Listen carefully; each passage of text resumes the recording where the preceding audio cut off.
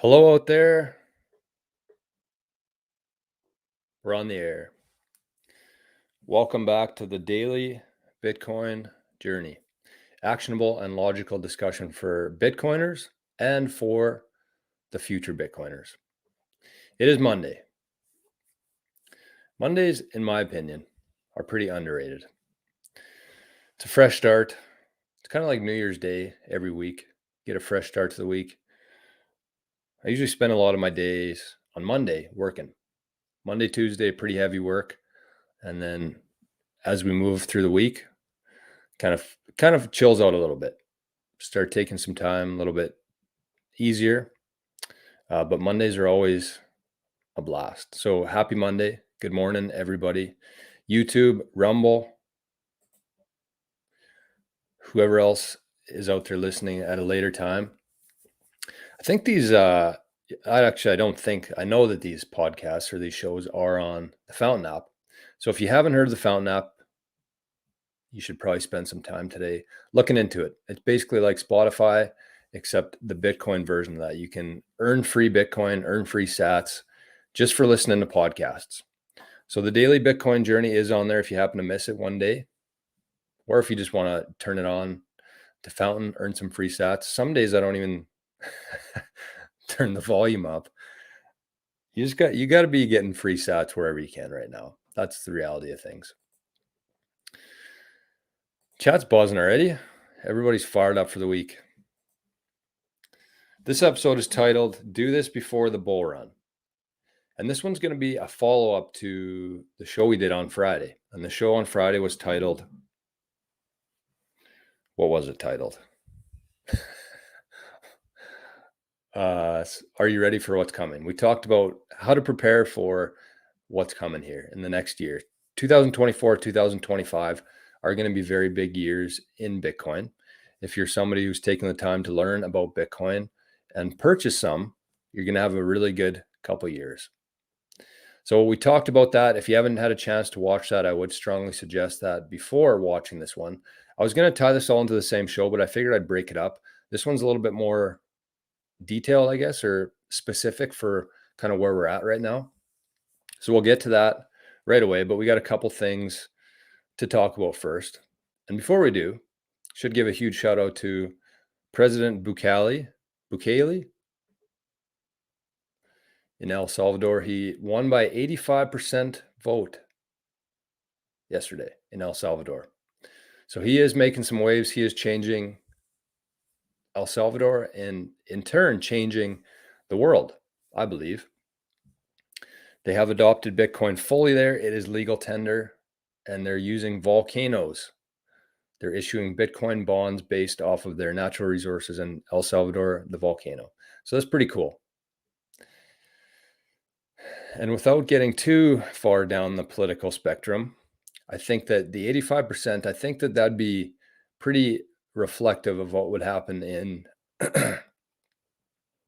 North America if we had free and fair elections. Rick's always coming up with something in the chat. You too can be a winner by smashing the like button. I do want to say another thing. I got a couple things to talk about here. Another thing, I want to say thank you to everybody who's been tuning in every morning, everybody who's been liking the show, subscribing to the channel, and commenting. I think last video had about 20 comments in there, which is good because it helps boost this content. We have to get this kind of content, not just my channel, but people who are talking about Bitcoin for the right reasons and logically discussing it. We're not talking about buying it this month and selling it in June. We're here for the long run. We're learning things. We're going through this whole thing together. So every little bit helps. And I do very much appreciate everybody who's been doing that. Okay, so let's get to the mempool here. I think got the list here, but sometimes it's a little bit scrambly. That's not the mempool. That's what we're going to be talking about right away. So the block height, we have passed another 1,000 blocks. We're at 829,054 this morning. If you're transacting on the Bitcoin Layer 1 network, right now you're paying about 45 sats per VByte. When I looked at this morning, it was pretty consistently about 25 sats per VByte. So it is a good time. It's an optimal time to be transacting on layer one. And that's what this show is kind of going to be focused on for the most part. That's going to be part of it.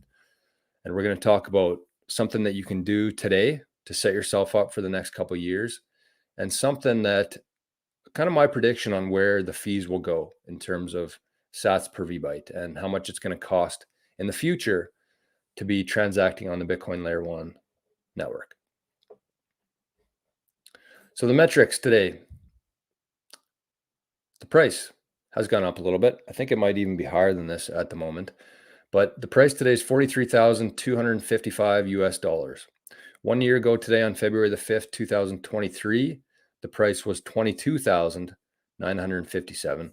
So we're at about 100% increase in the last year. This is kind of last year when it started to really get some speed, was in the early months of 2023. 4 years ago, you could have purchased one Bitcoin for 9,628 US dollars. Moscow time this morning, $1 US will get you 2,310 Satoshis. And the price today in Canada is 58,364 Canadian dollars. Moose Jaw time, which is the Canadian equivalent of Moscow time, one loonie will get you 1,714 sats. Pretty good deal.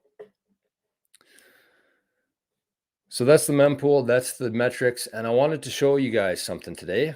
This is something I was working on all weekend. That doesn't really feel like Monday to me today, because I was trying to get everything ready to go.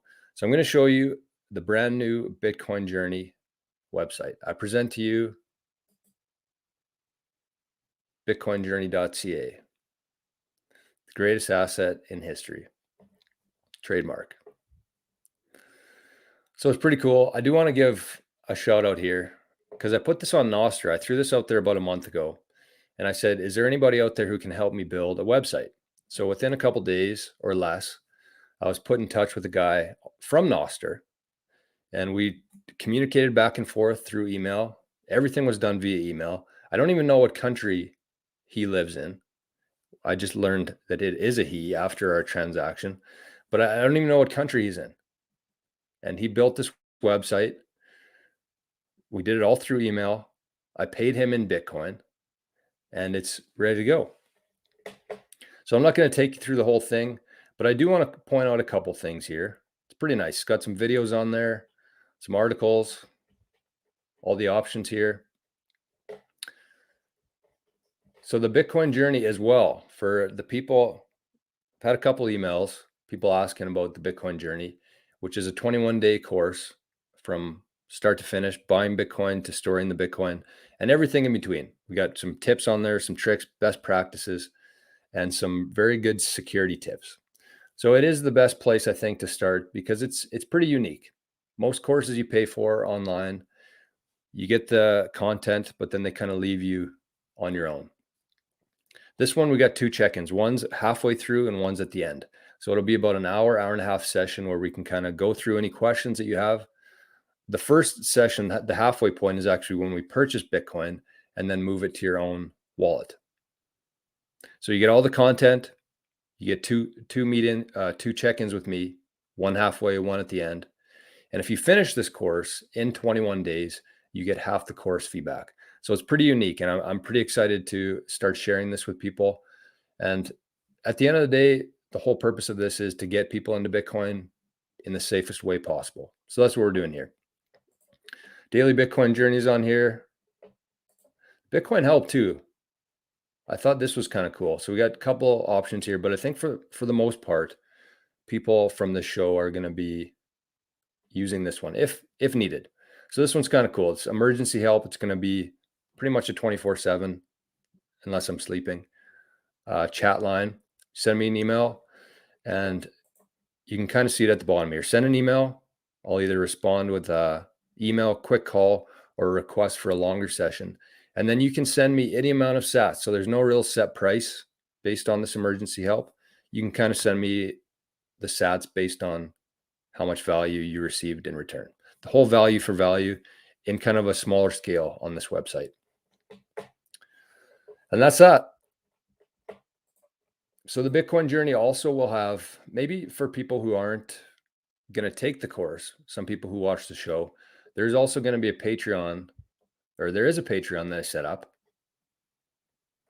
And there's a couple different levels there. There's a support level. There's the lower monthly level that gets you all the content from the course and some more advanced courses on here as well.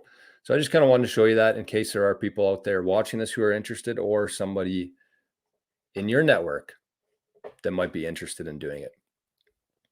Because I've kind of been through one of these before, and one thing that does happen when the price is running up is that everybody reaches out to their Bitcoin friend.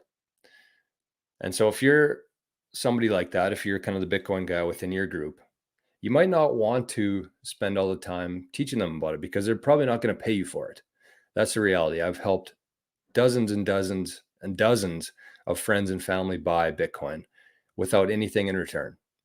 So this is kind of an option for you. If you don't have time, if you don't have the energy for it, you can just refer them to the Bitcoin journey. Pretty cool. I love the name of it. I love the website, bitcoinjourney.ca, and I love how it all kind of came together through Noster and Bitcoin. You have hair? You can't see it? There must have been a picture of me on there. I tried to keep the pictures of me as minimal as possible, but I think there is one for kind of the reach out right now option.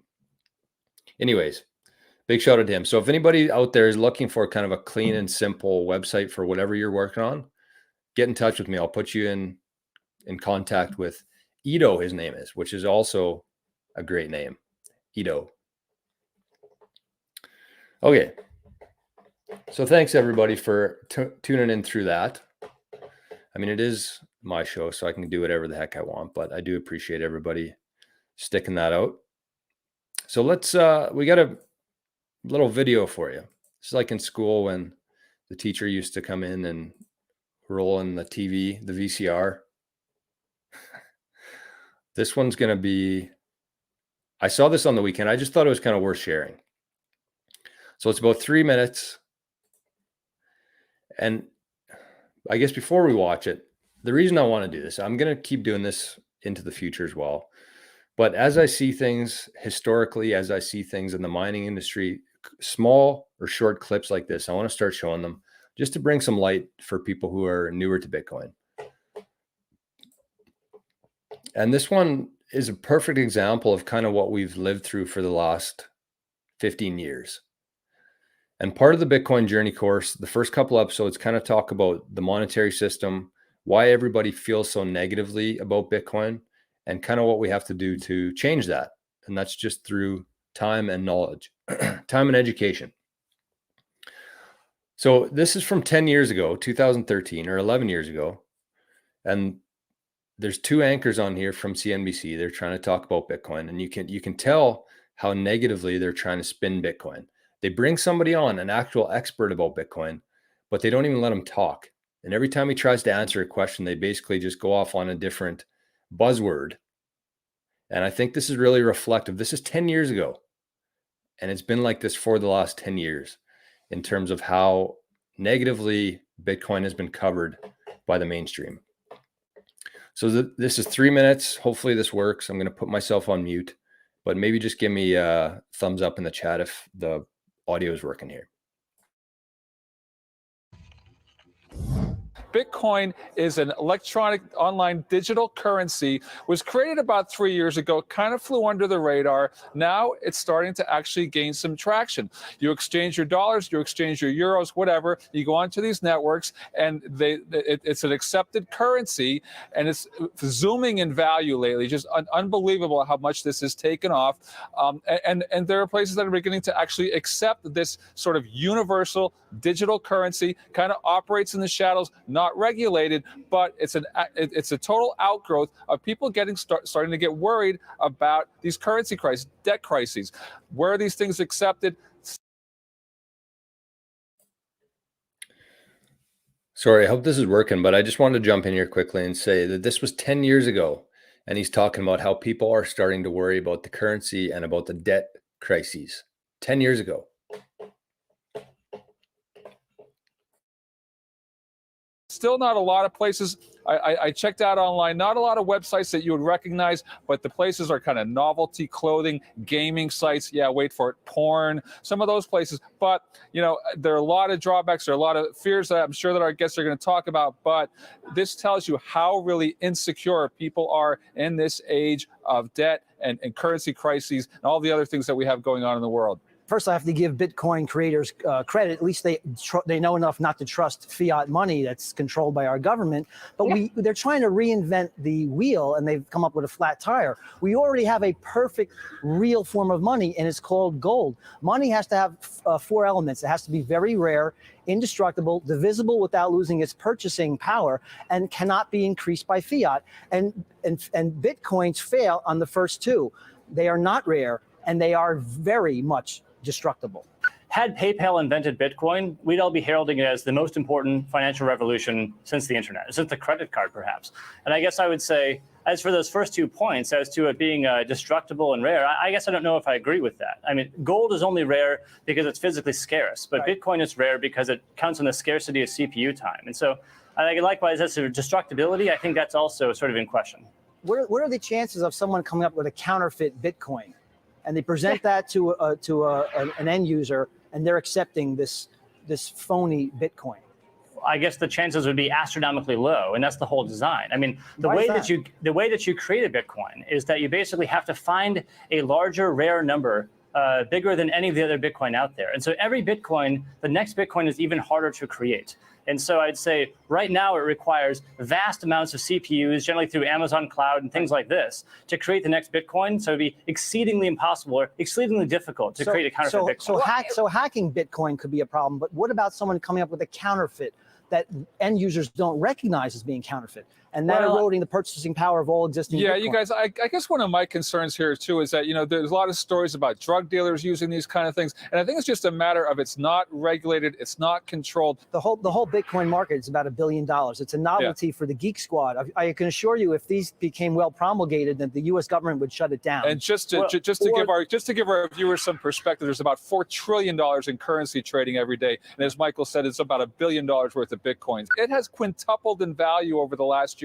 Just since the Cyprus thing came up, it's up over 20%. Over the last month or about a couple months, it's up over 40%. So it's actually getting some visibility out there. Again, you can go online and go to places where Bitcoins are accepted, and there are dozens of places. No websites that you would actually that you know, if I said them, oh yeah, I know that, but it's just going to be very interesting to see just how much this catches on. It just sounds so silly, but maybe it's not. David, how much of your wealth will you place in Bitcoins? What percentage would you? I guess I believe that for any sort of a highly diversified portfolio, something like Bitcoin is going to play an increasing role. But precisely because it moves in such a different way. If it is widely promulgated, and the exponential increase of someone trying to hack it, because there'll be many more people trying to hack it, goes up.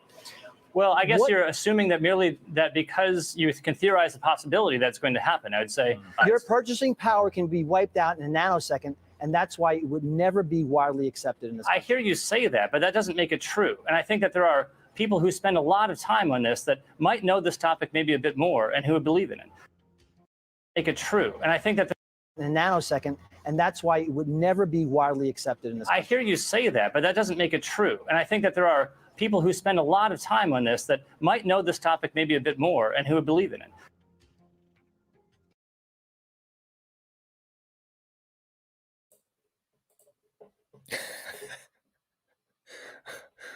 Oh my God. Nuts. That poor guy. Did you see his face the whole time he was trying to talk and they just wouldn't let him speak? They just kept throwing out random buzzwords and used by criminals, used for porn websites. Could be gone in a nanosecond. And that's just a perfect example. And at the end, I loved how he said, just because you say it out loud doesn't make it true. And I feel like that's what we've been dealing with. I mean, I've only been in Bitcoin for 4 years now. So thankfully I didn't have to go through this time, but I still think it's the exact same way. They bring people on TV who actually know what they're talking about, and they don't let them talk. And everything they do say, they just spin in a negative way about Bitcoin. Like there was so much happening on that 3 minutes of just a perfect analogy of how the last 15 years have gone in Bitcoin. And I do think now with these ETFs, with everything coming out, their spin is starting to change on it. But that's kind of what people have had to go through for the last 15 years to try to explain this to people. And then when they finally get on the platform to do it, they just get muzzled. So that's it. I wanted to share that. I thought it was very interesting and very indicative of kind of where we're at right now as the Bitcoin folks. So that is that. Cash is, if you look at cash and compared to how it's used by criminals and how they can put truckloads of it into a helicopter and fly it around, cash that nobody would ever know about. But if you have an honest, transparent ledger, all of a sudden that becomes the hub for criminals. If you're using Bitcoin to commit crime, you're an idiot. You're the dumbest person on earth. Bitcoin, you should never use Bitcoin to do illicit activity. People can trace it. I mean, they're not going to trace everybody's transactions, but if they really wanted to, they could easily find out where you got your Bitcoin from and who you gave it to. So you got to be a dummy to be using it for crime. So let's get to the main part of today. And like I said, this is going to be a follow-up to the last episode, Friday's episode, which was titled, "Are You Ready for What's Coming?" So this is going to be kind of tailored toward people who have been in Bitcoin for a little while. You built up a nice little balance, and you're starting to plan what these next couple of years are going to look like as we move through 24, 25, the bull run that is coming. And I say that with some conviction because it has happened before. I mean, I don't have a crystal ball. Something catastrophic could happen tomorrow. But typically every 4 years when the halving cycle happens, a new halving epoch, that's when the price starts to rip again. And we're heading into that now. So we have to start thinking ahead. We have to start planning of what we're holding, what we're going to do with it, and the route for that. So on Friday, we talked about how much you should be allocating as a percentage that you're actually going to spend as the purchasing power goes up. And it's going to be different for everybody. This thought experiment is basically just going to be on somebody who has one Bitcoin. And we have a price that we're going to use. And we're kind of going to do two different options here in terms of how you can best prepare for how to spend that. So it could be 2% of your Bitcoin. It could be 5% of your Bitcoin. But you should be thinking about this stuff right now. Are you going to hold all your Bitcoin through this next cycle, or are you going to chip some off? Because kind of how I see this playing out in the next 20 years is I'm going to have this Bitcoin that I don't actually have if the government's watching. But if I did have some Bitcoin, this is what I would do with it.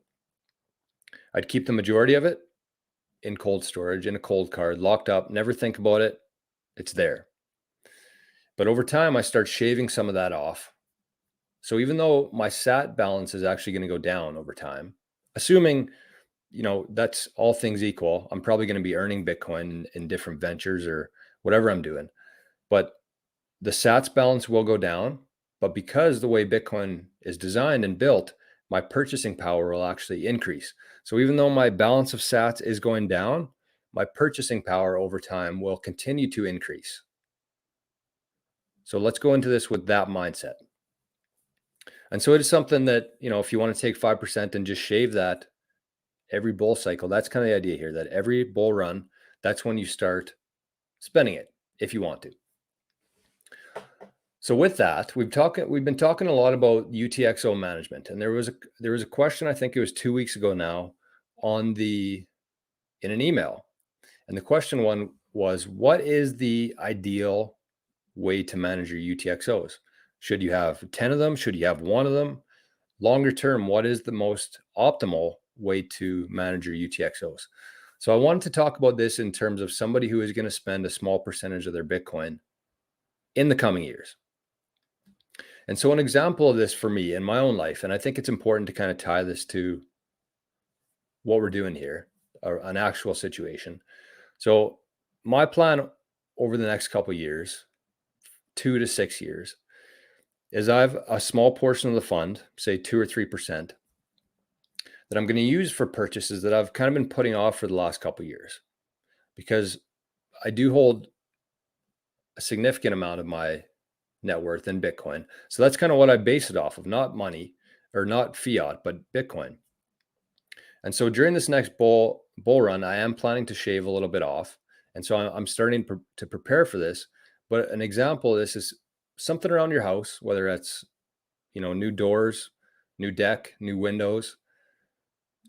Just start a savings fund in Bitcoin. And then every bull run, you start using that fund up and to take advantage of the purchasing power. So that's kind of the idea here, but we want to be preparing for that now. And so I'm going to bring up a screen. I know everybody loves the the Excel analysis here.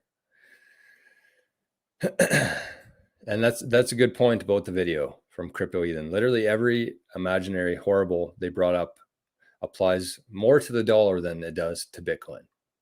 For criminals, for going around the system, it's much worse for cash. And they know that.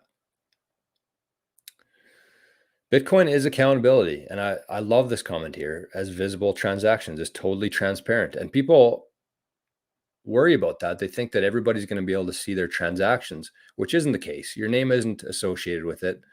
It's just your public address, send, receive. But for the people who actually should be transparent in terms of our government and the people who take our tax money, we've never been able to see where those tax dollars actually go to. They have no issues auditing us in our $500 transactions, but we can't audit them. So basically our entire system is built on a ledger that's never been audited. So that's a huge shift in terms of the paradigm here, is that we're not used to that. We've never been able to see how our governments are actually spending money, where the money's going to. But with a transparent ledger like Bitcoin, it fixes that. Morning, rock roll, and good morning, everybody else. Chat's busy this morning, which is good. So here's the analysis. I'm going to bring it up.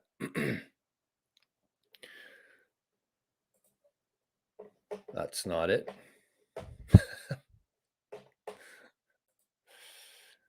Sorry, I've had a couple share.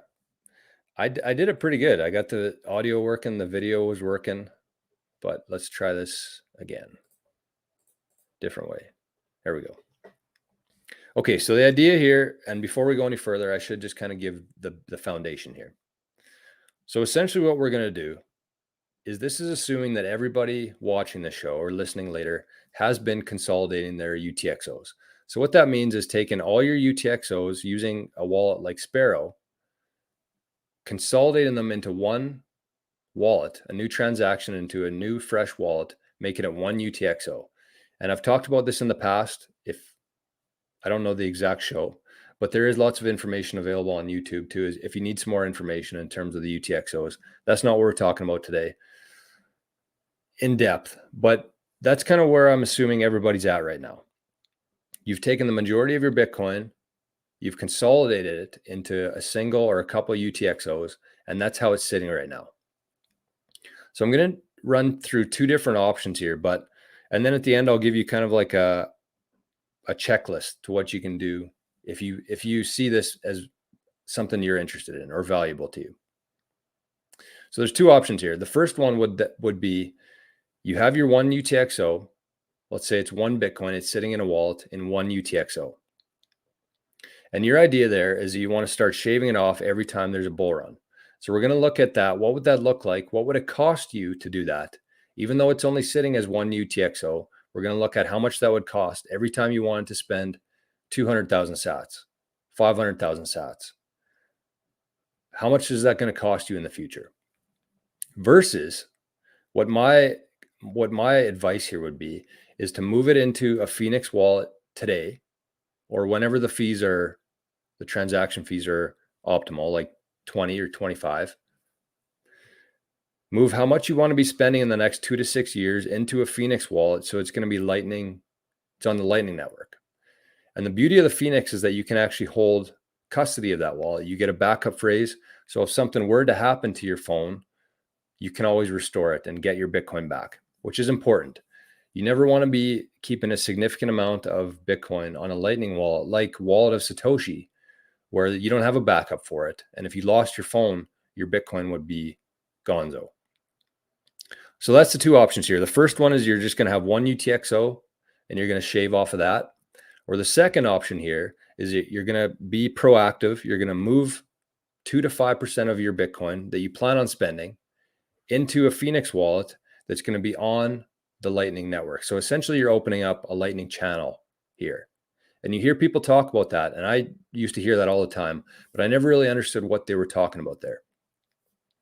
So all you're going to be doing is moving one transaction to a Lightning network, and that's what you're going to be spending.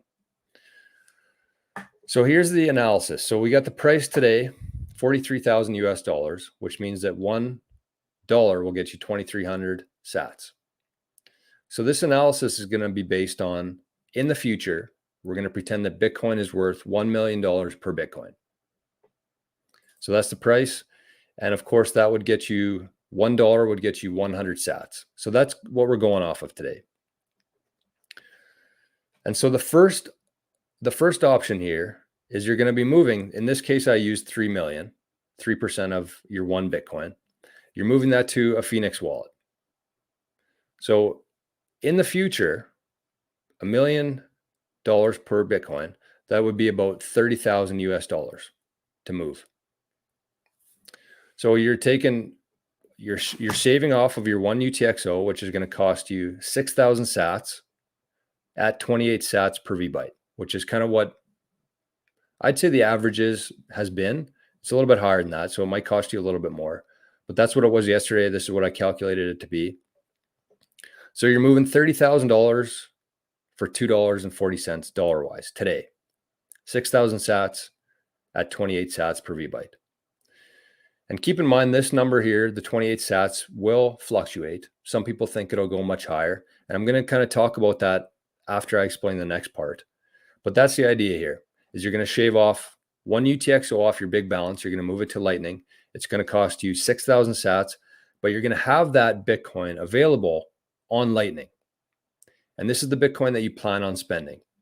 You don't have to spend it all, obviously, but that's kind of what you're giving yourself for the next 2 to 6 years to be spending on things and to be taking advantage of your purchasing power. That's the idea here. Because the reality is that everybody says, buy Bitcoin, hodl it, never sell it. But I mean, that's just not realistic to me. You should be keeping, this is my advice, you should be keeping 90 to 95% of it for a very long time and for your family. But you have to live. And I mean, the more of your wealth that you do hold in Bitcoin, you understand how important this is to actually prepare for this and take advantage of the purchasing power increases every 4 years. So life is short. You're going to be spending some of your Bitcoin. And I think that that's a good financial strategy to be doing that. That's why we're here after all. So that's the first option there, is you're opening up a Lightning channel. You're moving 3% of your balance into Lightning, and you're preparing for the ability to spend that for a very low fee in the future. So this is the other option. So this would be assuming you had one UTXO worth one Bitcoin sitting in your Sparrow wallet, and you planned on every time you needed to, you shaved off some of this Bitcoin and spent it. So what would this look like in terms of the fees? So the same amount, 3 million Bitcoin we're moving here, and I kind of split it up between 7 transactions. So we don't have to go through this one by one, but the idea here is that you're paying 28 sats per VByte, 6,000 sats every time you move any amount. And it's important to drill that home, because most people in the world that we live in now, your fees are kind of based on how much money you're spending. So if you're moving $2 million, the fee on that is probably going to be fairly large. With Bitcoin, it doesn't matter what the amount is. It matters how many UTXOs you're moving and how much data that transaction is. So this is based on, for simplicity, one UTXO. And so every time you split some off, it doesn't matter what the amount is, it's going to cost you the exact same. 6,000 sats. This is at 28 sats per VByte. And at that time, it's going to cost you $60 in terms of where the price is. So this is, you're moving $2,000 in dollar terms, $5,000 in dollars terms. And so you can see, even though you move the exact same amount, it cost you significantly more. 42,000 sats, $420 compared to $2. And the other part here is that this is assuming that the fees will be, I don't know if this is 28 or 23, but it doesn't much matter. So this is assuming that the fees will be 28 sats per VByte. And kind of my theory on this is I think that the fees will probably stay around this same price, 28 sats per VByte. And I think that it'll kind of level out there for two reasons. I think that as more and more people use Bitcoin, the demand for the scarcity of the blocks is going to increase. So there's going to be many more people using this layer 1 network. So the demand will go up for it, which should drive fees up. So that's kind of what everybody assumes will happen. So these will actually cost much more for you to move, to shave off every time you want to spend some Bitcoin. But kind of my theory on this is that as that happens, the price of Bitcoin goes up. And so even though there's more people using it, I don't think there's going to be as many people willing to pay that much to use it. So even though the demand will go up in terms of people wanting to use it, I think because of the increase in price, it'll cost too much. It'll scare a lot of people away from using it or using it carelessly, I guess. So I hope that makes sense. Even though there will be more people using Bitcoin, the fees overall will cost more. So I think the demand or the amount of people actually having to use it or being forced to use it will go down. So I think that over time, the fees will actually stay around this price, 20, 30, 40 sats per VByte. And so that's why I thought that this was a pretty good analogy to use to see kind of what that looks like. So I hope that makes sense. I love using spreadsheets like this, but I don't know how it is to follow along watching and if you can see it or not, but I think that everything should be okay. So that's the idea here. The main kind of premise here is that we should be preparing for the Bitcoin that we want to spend, because there are many different implications with Bitcoin compared to our current system that we live in. Everything's completely different. Even the fact that if you want to spend $5 million today, that's going to cost you kind of a fee to bring that out. The bank's going to charge you a fee, a bank wire fee, and it's kind of based on the amount that you're moving. With Bitcoin, you could be moving 3 million sats, you could be moving 3 Bitcoin. But if all of those are in one UTXO, then the amount's going to be the same, because all you're doing is moving data, and you get charged based on how big that data is. How much room within that block is it taking up? So it could be 3 million sats, or it could be 30 Bitcoin. If it's in the same UTXO, you're going to pay the exact same fee based on what the sats per VByte is in the mempool. It's kind of, I don't know. I like doing this stuff because this kind of stuff is hard to explain, I think. And so the more you can kind of talk through this, the more you can think through it, the better decisions you're going to make in the future. And so if you're listening to a bunch of Bitcoin podcasts and a bunch of videos on YouTube, I still think that the majority of people who are giving those talks, those discussions, have been in Bitcoin for so long that they've become so detached from people who aren't in Bitcoin yet. And so even for myself, I've been in Bitcoin for 4 years, and I'm still trying to map my way through this whole thing and try to do these different thought experiments and actual experiments in terms of what this would look like if I was going to split off some Bitcoin now into Lightning and kind of set myself up for the future, or if I'm going to put it all into one UTXO and kind of spend as needed. So the other part to consider here, of course, is that if you are planning on spending your Bitcoin in the future, I kind of went off of only 7 transactions. So these are fairly big amounts. $2,000, $5,000, $10,000. Fairly big amounts. So I would suggest that this number would actually be higher in terms of how many transactions you're going to be using and splitting off.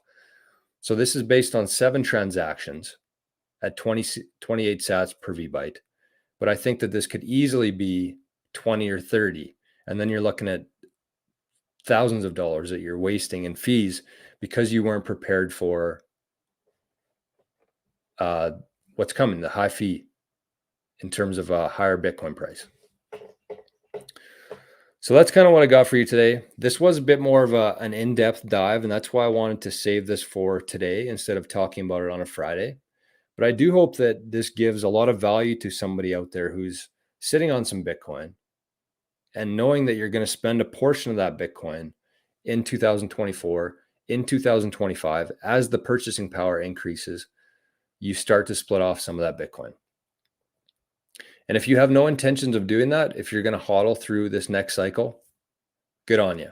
I'm not in the, like I said, I've been holding the majority of my capital in Bitcoin for a while. So the last couple of years have been pretty tough. I've been trying not to sell any Bitcoin when it's lower, but when the price rises, I'm going to be selling some of this. So these are the things that you have to be considering if you're somebody who's in that same spot. So set yourself up now. And here's kind of my checklist of what I would say if you're in that situation right now. Johnny. Okay, so this is a perfect way to start this. Because if you are somebody like Johnny who has 39 UTXOs, first of all, you're not plucked. You're in a really good spot, because there's very smart people who have said that in 10 or 20 years from now, when this whole thing plays out, not everybody's actually going to have their own UTXO. So Johnny, you're way ahead of the pack. You have 39 UTXOs. And the reason people say that is because if you really think about it, how expensive it's going to be to be transacting on the Bitcoin layer 1, everybody's going to be using Lightning.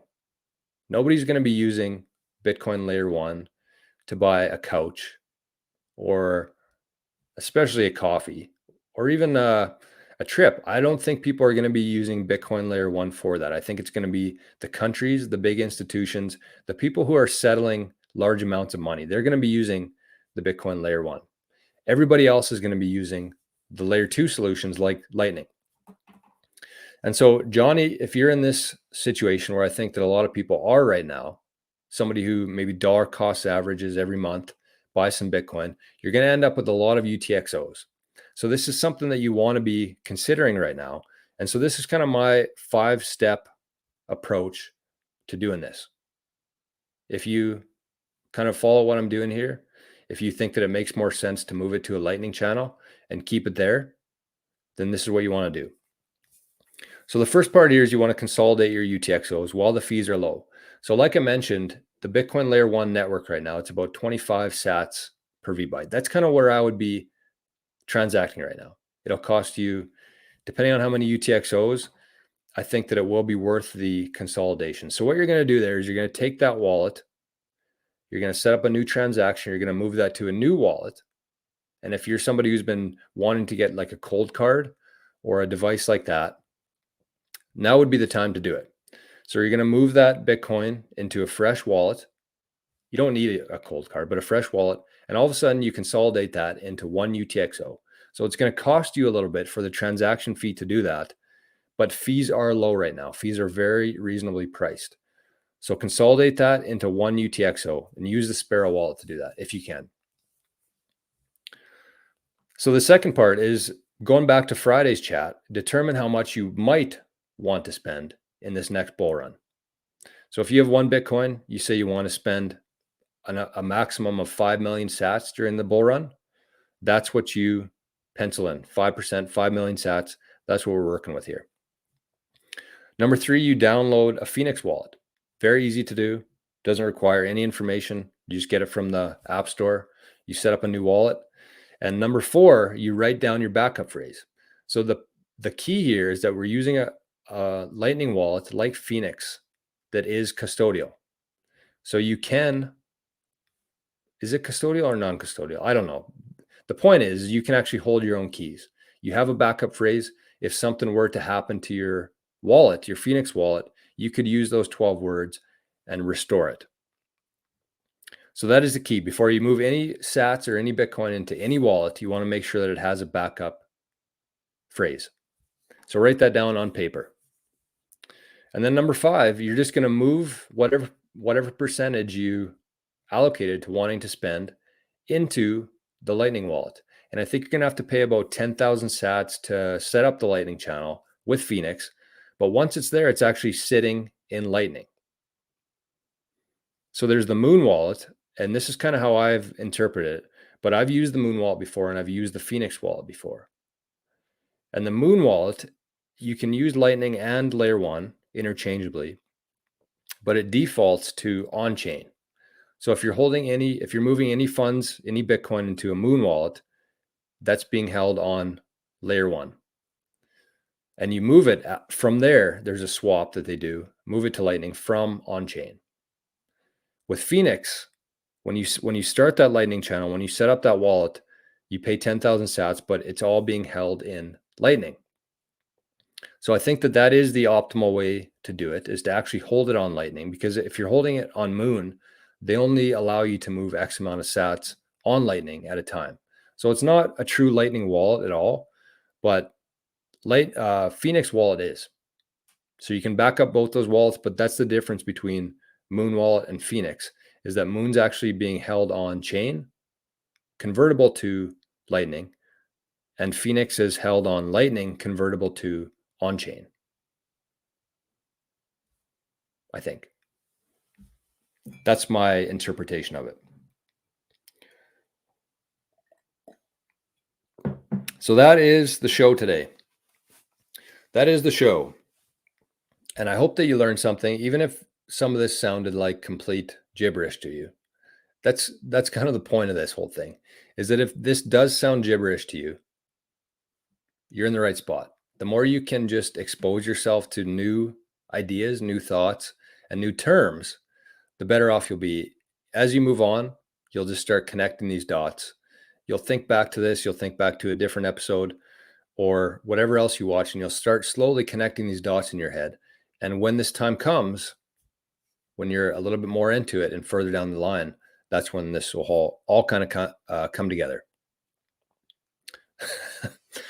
So that's the show. Consolidate your UTXOs, determine how much you want to spend, download a Phoenix, write down your backup phrase, and then move that allocation into your Phoenix wallet. So that's it. I hope you are having a great start to the week. I hope you have the best Monday of your entire life today. And we're going to be doing another Q&A session on Thursday. So if you do have any questions about this, you can kind of tailor it if you want to. If you're somebody is a watcher of the show and you want to send in your specific situation, I don't have to say your name, but you can say, what would you recommend in terms of how I should be storing this? And we can kind of talk through something. This is kind of where I am. I obviously don't have the same amount, and Bitcoin isn't $1 million, but that's kind of how I'm setting up for. So if you do have any questions, if you have any thought experiments you want to run through, send it to 88sats@proton.me. And if you have any questions about the Bitcoin Journey course, reach out. I can walk you through it. Everything should be ready to go. And whenever you're starting something new like that, there's always going to be a few hiccups at the start. And so that'll be kind of worked out as we move forward. So if you are somebody who's interested, I would love a couple listeners of the show or somebody who's watching this later to be the first to go through it, and we can kind of work through out any kinks. And I just think that having a few people, familiar faces to go through that with would be very helpful. Fedi is big too. I haven't spent too much time looking at Liquid yet, but Fedi is pretty cool what's happening there. The layer 2 solutions like Liquid, Fedi, and Lightning are going to be what the majority of people use in the future. And so if we can save as much as possible, if we can prepare for that as best we can at this stage, I think we're going to be much better off when that time comes. Because the last thing you want to do is go through, and this is how I'll wrap things up today. The last thing you want to do is go through all the trouble of learning about UTXOs, consolidating those UTXOs, and then the fees actually get high enough where you actually never want to move that Bitcoin off of that UTXO. So you want to be prepared. You want to have everything in place for when this time comes, when layer 2s are what everybody's using to transact within Bitcoin. So you want to get ahead of this now, so you don't pluck yourself in the future. So that is it. I want to say thanks everybody for being here. Thanks for getting through that. The spreadsheets, I hope, help. I don't know. If you have any comments on that or want to see things differently, let me know. But we're going to keep doing what we're doing here. So have the best Monday of your life, and we'll see you right back here first thing tomorrow morning. Bye-bye.